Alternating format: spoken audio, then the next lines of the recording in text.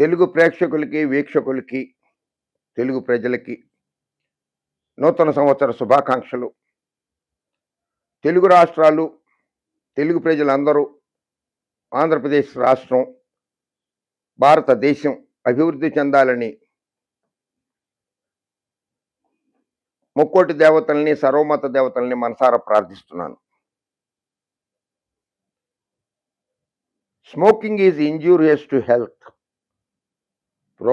పొగ తాగడం కానీ, పొగ పీల్చడం కానీ ఆరోగ్యానికి హానికరం. ఇది వాస్తవం. అలాగే మద్యం తాగడం కూడా ఆరోగ్యానికి హానికరం. అది కూడా వాస్తవం. జీఎస్టీ వసూళ్లు తక్కువైపోయినాయని, జీఎస్టీ కలెక్షన్స్ పెంచుకోవాలని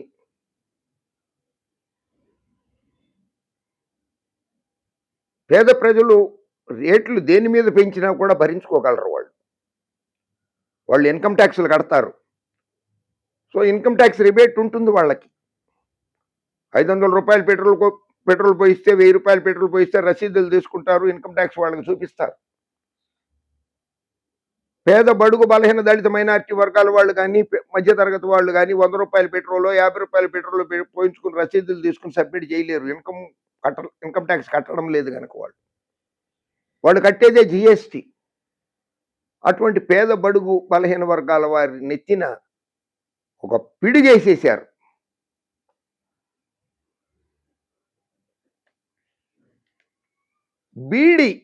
బీడీలు తాగుతారు పేద ప్రజలు.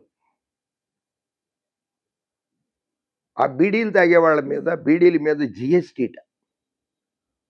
సిగరెట్ తాగుతారు, ఆ సిగరెట్ తాగే వాళ్ళ మీద జిఎస్టీ. సిగరెట్ల మీద జిఎస్టీ పెంచేశారు. సరే, ఆరోగ్యం ముఖ్యం.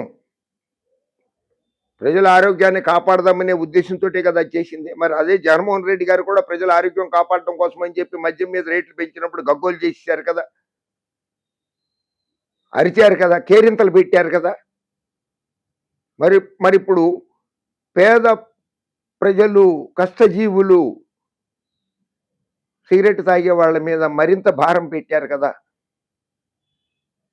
ఎవరు ప్రశ్నించరెందుకు? ఎవరు అడగరెందుకు? భారతదేశంలో ప్రస్తుత జనాభాలో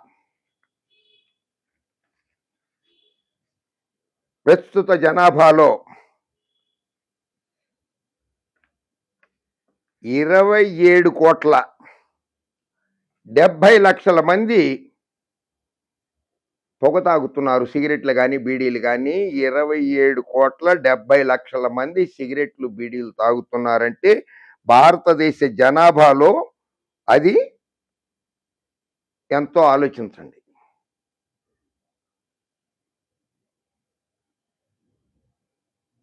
అందులో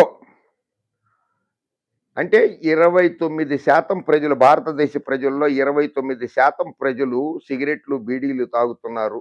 అటువంటి వారి మీద జిఎస్టీ వసూళ్ల కోసం అని చెప్పి సిగరెట్, బీడీల మీద వేసేశారు రేట్. జిఎస్టీ వసూళ్ళకి సిగరెట్, బీడీ వసూళ్లు పెరిగిపోతాయి.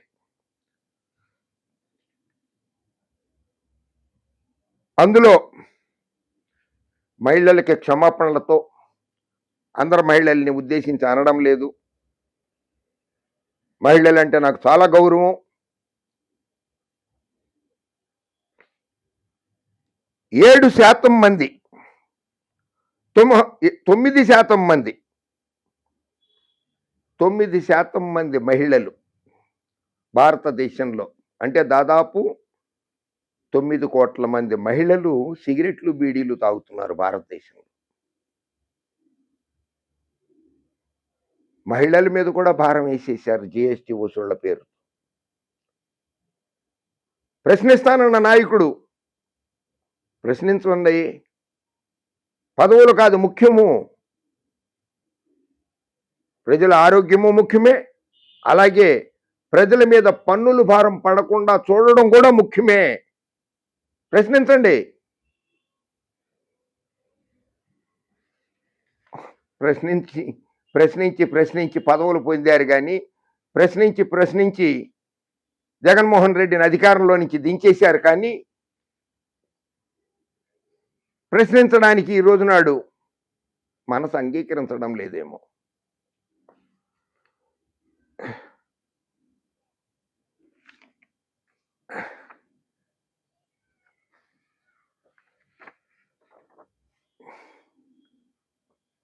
ఇరవై 22వ సంవత్సరంలో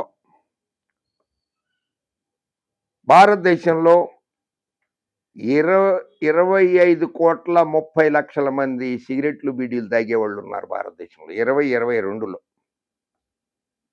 అది పెరిగిపోయింది.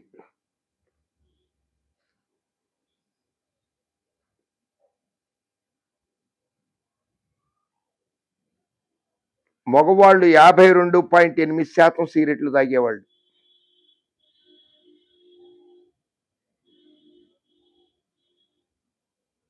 అది పెరిగింది. యువకుల్లో కూడా పెరిగింది.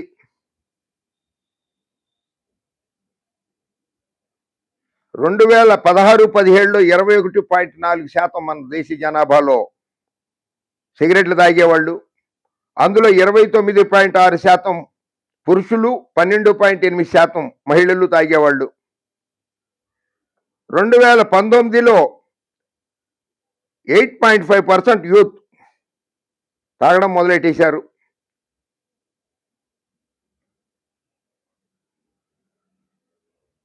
2019లో 2.6% యువకులు పెరిగారు, సిగరెట్ తాగడం మొదలెట్టారు. 2019లోనే 4.1% తోటి యువకులు సిగరెట్ తాగడం పెరిగి యువకులు సిగరెట్ తాగుతున్నారు. ఇది నేను చెప్పింది కాదు, ఇవన్నీ గవర్నమెంట్ అధికారిక లెక్కలే.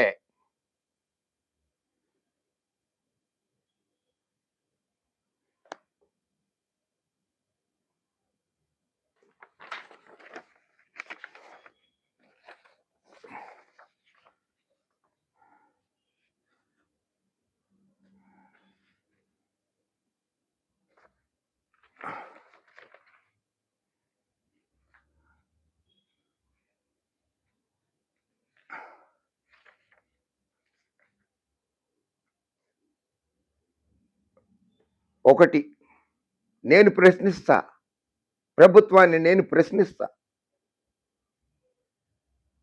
అది తప్పు ఒప్పో ప్రజలు నిర్ణయించాలి, న్యాయస్థానాలు నిర్ణయించాలి.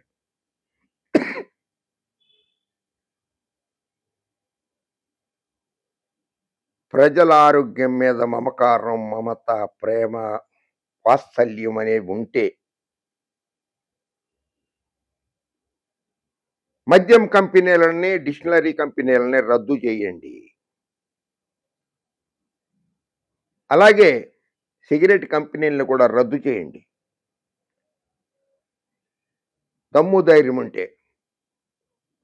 ప్రభుత్వాలు నడవవు కదా, హైయెస్ట్ రెవెన్యూ ఇస్తాయి కదా ఈ రెండు రాష్ట్రాలకి, దేశానికి. అందుకని రద్దు చేయలేరు.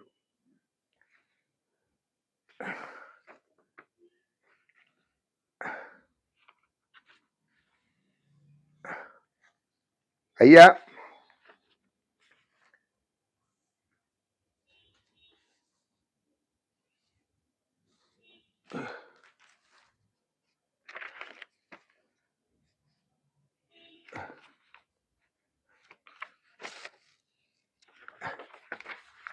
అన్నీ సవ్యంగా ఉండాలి. ప్రజా సంక్షేమ పథకాలు ఏవైతే జగన్మోహన్ రెడ్డి గారు ప్రవేశపెట్టారో అవన్నీ పునరుద్ధరించి అన్నీ చెయ్యండి. పెట్రోల్ మీద రేట్లు పెంచారు, ప్రశ్నించేవాడు ప్రశ్నించడు. పదవులు వచ్చేసినాయి, పదవులు వచ్చిన తర్వాత ప్రశ్నించరు.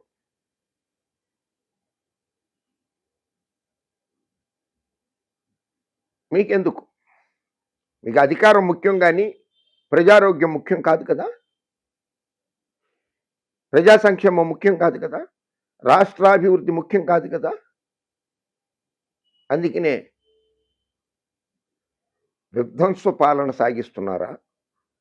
అరాచక పాలన సాగిస్తున్నారా? ఈ 2 పదాలు రాజకీయ నాయకులు వాడినవే నేను వాడుతున్నాను. పదవుల్లో ఉన్నవారు వాడిన పదాలే నేను వాడుతున్నాను.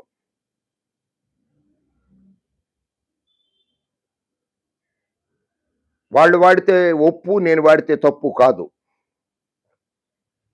ఎవరి మనోభావాలు కించపరచదలుచుకోలేదు, ఎవరి పరువు ప్రతిష్టలకి భంగం కలిగించదలుచుకోలేదు.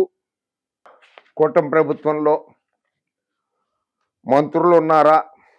మంత్రులు లేరు.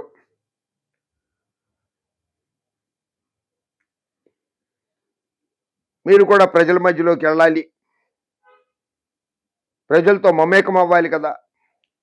అటువంటప్పుడు ప్రజా వ్యతిరేక విధానాలు అనుసరిస్తున్నప్పుడు మీరు నోరెత్తాలి.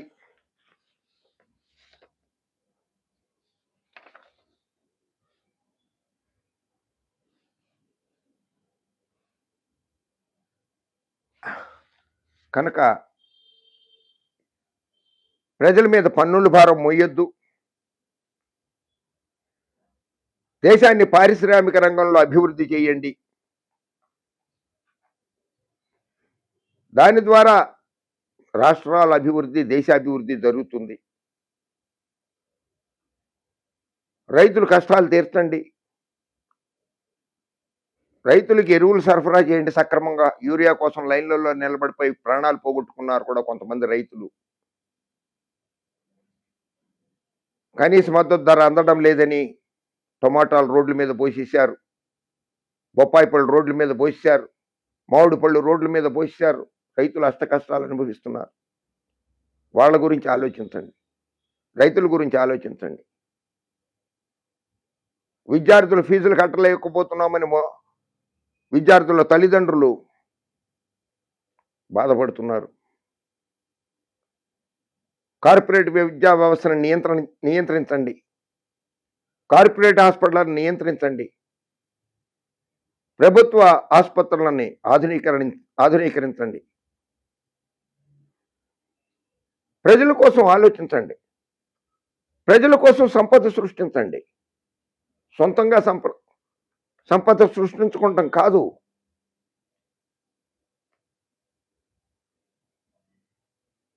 కనుక ప్రజా సంక్షేమం గురించి ఆలోచించండి. ప్రజల మీద పన్నుల భారం మోపకండి. దయచేసి రాష్ట్రాభివృద్ధి కోసము, దేశాభివృద్ధి కోసం ముందడుగు వేయండి. జై హింద్.